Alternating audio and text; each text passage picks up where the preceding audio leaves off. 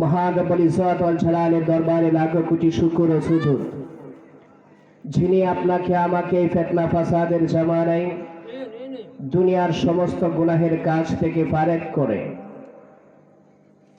আল্লাহর ভয় অন্তরে ধারণ করে রাসূলুল্লাহর মহব্বত অন্তরে লালন করে আজকের এই জান্নাতি মজমায় অংশগ্রহণ করার তৌফিক দান করেছেন যে মহান বিধাতা, তার শাহিয়ান গরিয়ান বিশাল প্রবর প্রবুদ্ধের দরবারে শুকরিয়া আদায় করতে গিয়ে আমাদের শরীরের সমস্ত শক্তিকে উজাড় করে সমস্ত কৃপণতাকে পরিহার করে আকাশ বাতাসকে মুখরিত করে গগন চুম্বী আওয়াজ তুলে আল্লাহ তাআলার দরবারে শুকরিয়া আদায় করি আলহামদুলিল্লাহ।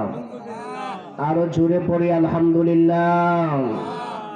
সম্মানিত এলাকাবাসী, যাদের কর্ণকুহরে মাইকের আওয়াজ যাচ্ছে সকলকে আমি অনুরোধ করব, আজকের এই মাহফিল আগামীকাল থাকবে না, গতকালকেও ছিল না। যদি আল্লাহ তাআলা পৃথিবীর ব্যবস্থাপনা ঠিক রাখে,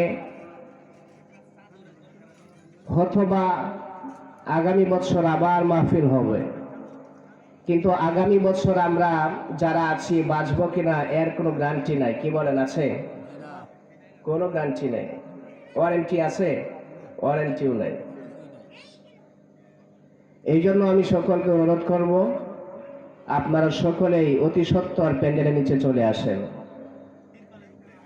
সম্মানিত উপস্থিতি, অল্প সময়ে আপনাদের সামনে কুরআন ও হাদিসের আলোকে সংক্ষিপ্ত কিছু কথা তুলে ধরার জন্য কুরআনুল কারীম থেকে একখানা আয়াতে কারিমা, রাসূলুল্লাহ সাল্লাল্লাহু আলাইহি সাল্লামের হাদিসে মুবারাকা থেকে একখানা হাদিসে কারিমা আপনাদের সামনে পাঠ করেছি। আল্লাহ তাআলার তৌফিক যদি শানে হাল হয়, উক্ত আয়াত এবং হাদিসে কারিমাকে সামনে রেখে অল্প সময়ের ভিতরে কিছু আলোচনা আমরা করার ইনশাআল্লাহ চেষ্টা করব। ওয়া মা তাওফীকি ইল্লা বিল্লাহ। সম্মানিত